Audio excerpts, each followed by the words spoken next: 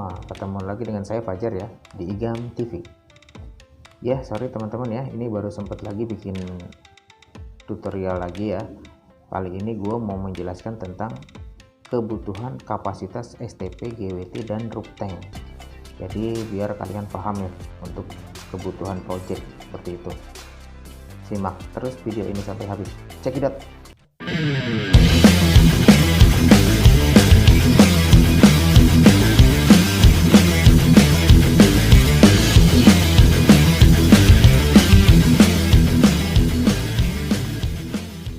Teman-teman ya, sebelum gua ngebahas lebih jauh, jadi alangkah baiknya gua jelasin dulu ya untuk prosesnya sebelum kita merencanakan sesuatu dalam suatu project. Jadi begini, dalam suatu project itu jika kalian punya dasar perencanaan itu sangat baik teman-teman. Jadi kita bisa koreksi antara gambar dari konsultan dengan koreksian perhitungan kita sendiri teman-teman. Dan ini memang dasarnya dasar perhitungan konsultan teman-teman. Jadi yang tertarik ya boleh diikutin sampai habis ya teman-teman, nanti kita jelaskan di belakang.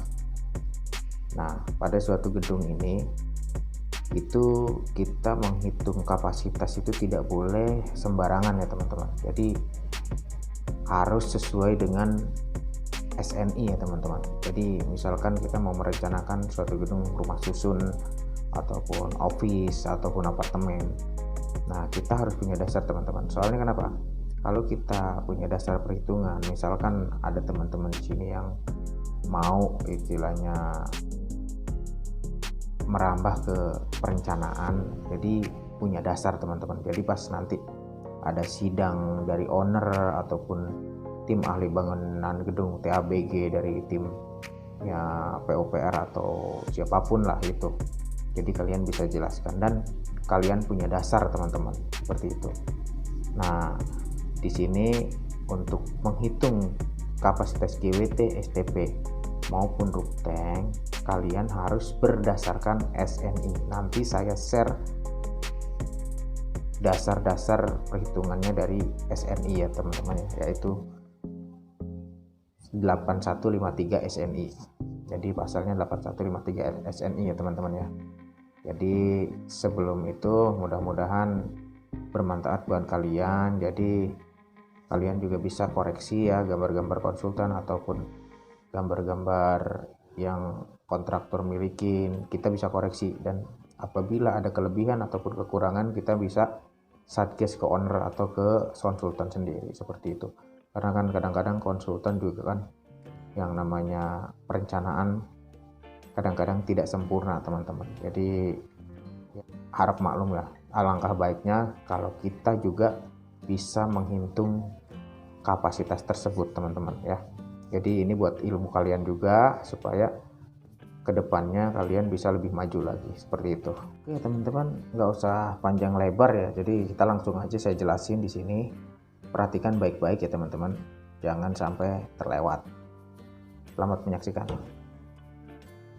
Oke ya teman-teman, ini adalah tabel pemakaian air dingin minimum sesuai penggunaan gedung ya teman-teman.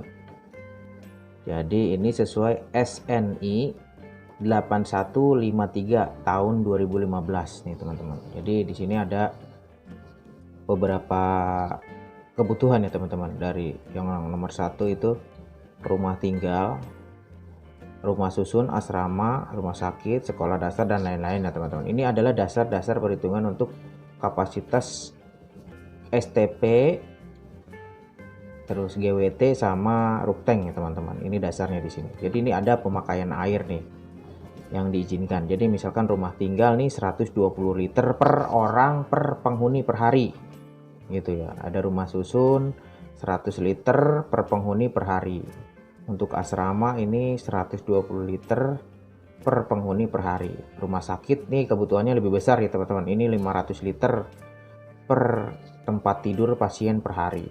Jadi di sini adalah ini dasar-dasar perhitungan, memang ini yang ditetapkan oleh Kementerian PUPR ya teman-teman. Ini udah SNI teman-teman.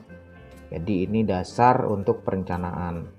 Jadi misalkan kalian mau bisa dasar-dasar perhitungannya ya ini harus seperti ini teman-teman. Jangan sampai perhitungan ini kalian ngarang-ngarang ya teman-teman, nanti bakal ditembak sama timnya TABG teman-teman. Jadi ini adalah dasarnya ya teman-teman.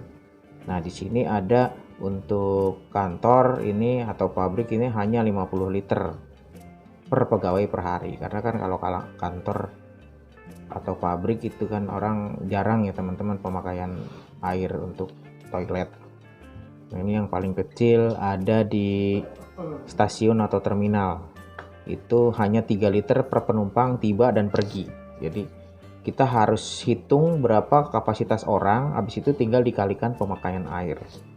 Nah ini adalah sumbernya ya, hasil pengkajian Puslitbang Permukiman Departemen Kimpraswil tahun 2000 dan peraturan Menteri Kesehatan RI nomor 986 Menkes per 11 tahun 1992 ya. Ini dasar perhitungannya teman-teman ya, agar dicatat dan diingat teman-teman. Ini seperti ini nih. Sebelum kita masuk ke tabel perhitungan kapasitasnya teman-teman. Jadi ini harus diingat dulu, ataupun kalian boleh save atau boleh download di Google juga ada itu. Ya, seperti ini ya teman-teman. Ya, ini adalah tabel perhitungan air bersih per hari ya untuk gedung bangunan rusun 5 lantai. Nah, ini adalah fungsi ruangnya ya, unit rusun 58 unit. Ini sebagai contoh aja ya. Jadi jumlahnya 135 unit per orang, liternya 100 liter per orang per hari. Nah, totalnya 13.500 liter per hari. Nah, ini sesuai dengan tabel SNI 8115/2015. Nah, ini ya, rumah susun pemakaian air 100 liter per penghuni per hari. Nah, seperti ini ya. Ini tabel SNI 8153/2015. Nah, ya ini adalah total ya. Jadi pemakaian air dikali jumlah unit per orang sama dengan 13.500 liter per hari. Dibulatkan jadi 14 meter kubik per hari ya. Nah, dari tabel perhitungan di atas itu kebutuhan air bersih adalah sebesar 14 meter kubik per hari. Nah, jadi itu ya untuk perhitungan air bersih per hari untuk bangunan gedung 5 lantai. Nah, ini adalah tabel perhitungan kapasitas truk tank. Seperti ini ya teman-teman. Nah, ini perhitungan pemakaian air menit puncak sama dasar perhitungannya, ada satuannya di sini. Nah, kebutuhan air bersih per hari itu 14 meter kubik ya, sesuai dengan tabel. Selama waktu pengisian truk tank itu sekitar 60 menit. Jangka waktu pemakaian air per hari itu 8 jam. Nah, pemakaian air rata-rata per jam itu 14 meter kubik dibagi 8 jam. Nah, ini hasilnya 1,75 meter kubik ya per jam. Nah, ini konstanta pengali untuk perkiraan pemakaian air per menit itu dikali 3 konstantanya. Nah, pemakaian air menit puncak itu 14 meter kubik dibagi 60 menit dikali 3 konstanta. Tuh, nah ini hasilnya ya. Ini rumusnya, jadi 0,0875 meter kubik per menit. Nah, untuk perhitungan kapasitas tank yang efektif itu seperti ini. Jadi pemakaian air menit puncak itu 0,0875 meter kubik per menit. Sama waktu pengisian truk tank itu 60 menit. Nah, kapasitas truk tank efektif itu 0,0875 meter kubik dikali 60 menit sama dengan 5,25 meter kubik. Nah, maka kapasitas truk tank efektif sebesar 5,25 meter kubik.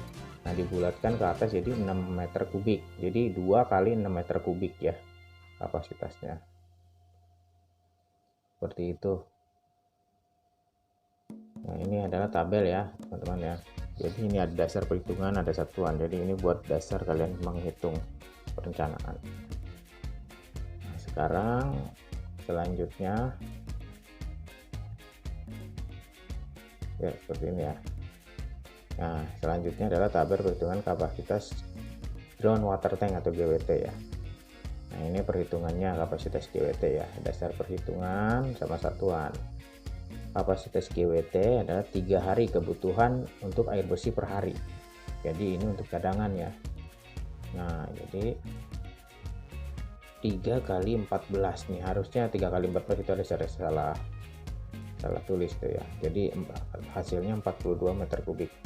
Maka kapasitas GWT adalah sebesar 42 meter kubik untuk clean water plus 42 meter kubik per water. Nah, ini kapasitas GWT diperhitungkan berdasarkan kebutuhan air selama 3 hari untuk cadangan air pada saat maintenance bak dan cadangan air pemadam kebakaran. Nah, inilah ada tabel perhitungan groundwater tank ya, sesuai SNI seperti ini ya teman-teman. Nah, jadi kapasitas GWT nya jadi 42 meter kubik seperti ini, dan ini adalah tabel untuk master ya, bisa dipakai kapan saja seperti itu. Nah, ini ada tabel untuk penghitungan kapasitas IPAL atau STP nih. Nah, ini nomor 1, ini perhitungan debit air limbah gedung baru. Nah, ini ada dasar perhitungan sama satuan. Estimasi debit air limbah dihitung sebesar 100% dari kebutuhan air total per hari. Nah, jadi itu sama ya, sama kapasitas perhitungan airnya. Perhitungannya adalah sebagai berikut. Nah, kebutuhan air bersih itu 14 kubik per hari. Nah, sesuai dengan perhitungan air bersih per hari nih ya, waktu di awal. Nah, ini 14 meter kubik per hari, estimasinya 100% kali 14 meter kubik per hari. Jadi hasilnya adalah sama ya, 14 meter kubik per hari dibulatkan. Ini kapasitas IPAL yang dibutuhkan adalah penjumlahan dari total air limbah gedung baru adalah 14 meter kubik per hari. Nah, ini adalah total kapasitas IPAL atau STP ya teman-teman. Nah, sistemnya STP sendiri adalah extended aeration seperti itu. Jadi ada bak equalizing, ada juga bak effluent untuk pembuangan air yang sudah. Nah, ini adalah kapasitas truk tank 2 kali 6 meter kubik, kapasitas GWT nya 2 kali 42 meter kubik. Nah, ini adalah kapasitas STP ya, 14 meter kubik per hari ya. Jadi seperti ini ya perhitungannya ya untuk dasar-dasarnya. Terima kasih. Oke teman-teman, jadi itu aja ya, mungkin semua udah jelas, semoga bermanfaat buat kalian. Jadi begitulah untuk perhitungan kapasitas STP, GWT dan truk tank ya teman-teman. Semoga menjadi ilmu di masa depan untuk kalian. Ya udah, terima kasih ya. Check it out.